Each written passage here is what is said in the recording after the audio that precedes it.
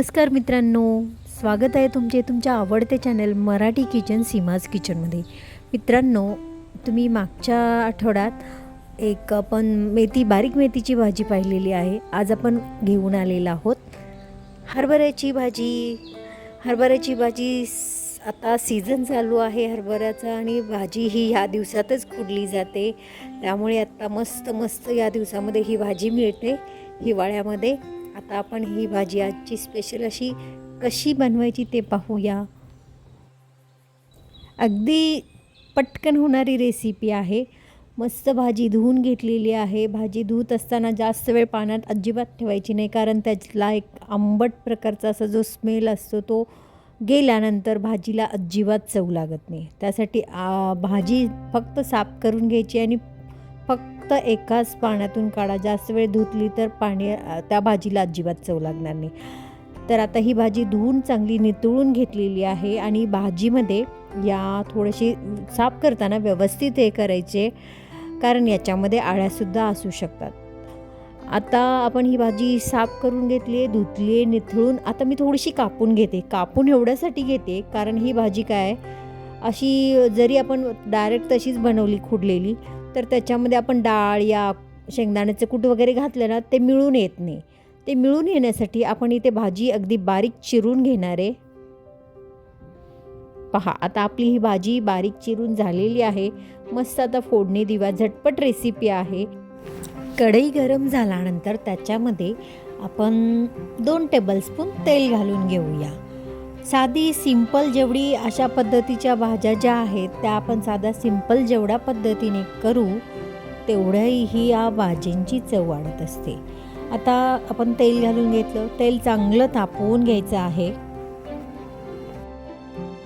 तेल चांगलं तापलेलं आहे. आता आपण ह्याच्यामध्ये मी जवळपास 10 ते 12 लसणाच्या पाकळ्या घेतलेल्या आहेत आणि 5-6 हिरव्या मिरच्या यांचं वाटण करून घेतलं आहे आणि ते वाटण मी याच्यामध्ये तेलामध्ये घातलेलं आहे.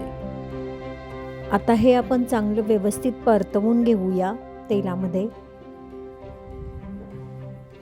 मस्त खमंग असा वास सुटतो अशा पद्धतीचं वाटण केल्यानंतर आणि एक वेगळीच चव आपल्या जिभेवर रेंगाळत राहील अशी भाजी तयार होते.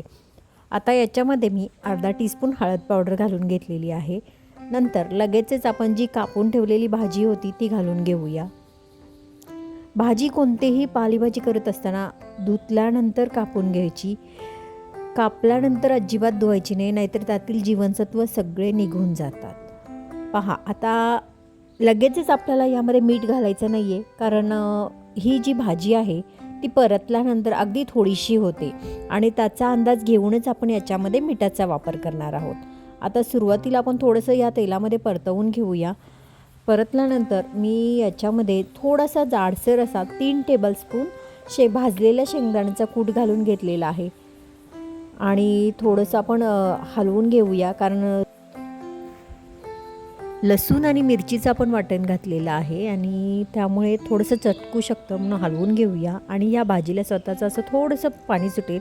आपल्याला याच्यामध्ये पाणी फक्त शिंपडून घालायचं आहे. आता थोडा वेळ झाकण ठेवून शिजवून घेऊया आणि अंदाज घेऊया. त्यानंतरच आपण मिठाचा वापर करूया. अधूनमधून हलवायची आहे, कारण खाली चटकण्याची शक्यता आहे. ही भाजी शिजत असताना मस्त सुगंधानेच ना अगदी भूक चाळवली जाते आणि ही भाजी ना जास्त करून ज्वारीच्या भाकरीसोबत खूपच छान लागते. आणि मी ज्वारीची भाकरी ऑलरेडी करून घेतलेली आहे आणि गरम गरम भाजीसोबत मी आता ही मस्त स्वाद घेणार आहे या भाजीचा. आता पहा, याच्यामध्ये आता अजिबात पाणी नाही आहे. भाजीसुद्धा कमी झालेली आहे क्वांटिटीने आणि त्यानुसार मी आता इथे मिठाचा वापर करते.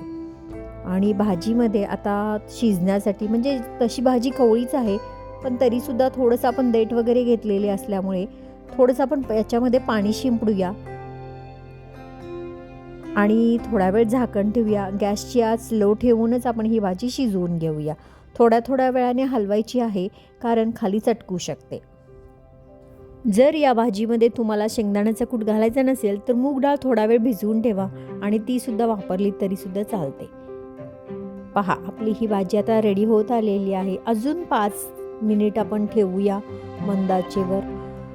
मस्त असा सुगंध सुटलेला आहे आणि त्या सुगंधानेच मला आता भूक खूप लागलेली आहे. मस्त आता ही आपली भाजी रेडी झालेली आहे. जर तुम्हाला वाटलं की याच्यावरती खोबऱ्याचा चव वगैरे घालायचं असेल तर तुम्ही घालू शकता. याला मला तर अजिबात गरज वाटत नाही आहे, कारण अशीच ही भाजी खाण्यासाठी खूप चांगली आहे. आता आपण लगेचच ताटामध्ये काढून घेऊया. मस्त अशी ही मी भाकरीसोबत सर्व करते. सोबत शेंगदाण्याची चटणी आहेच तोंडी लावायला. आणि जर शेंगदाण्याच्या चटणीची तुम्हाला रेसिपी हवी असेल तर याच्या आधी मी ही रेसिपी अपलोड केलेली आहे, त्याची लिंक शेअर करते, ती सुद्धा नक्की पहा. तर मित्रांनो, कशी वाटली माझी ही आजची साधी सिंपल आणि झटपट अशी रेसिपी, तितकीच चविष्ट असणारी आणि अगदी जुन्या आठवणींना उजाळा देणारी अशी ही रेसिपी.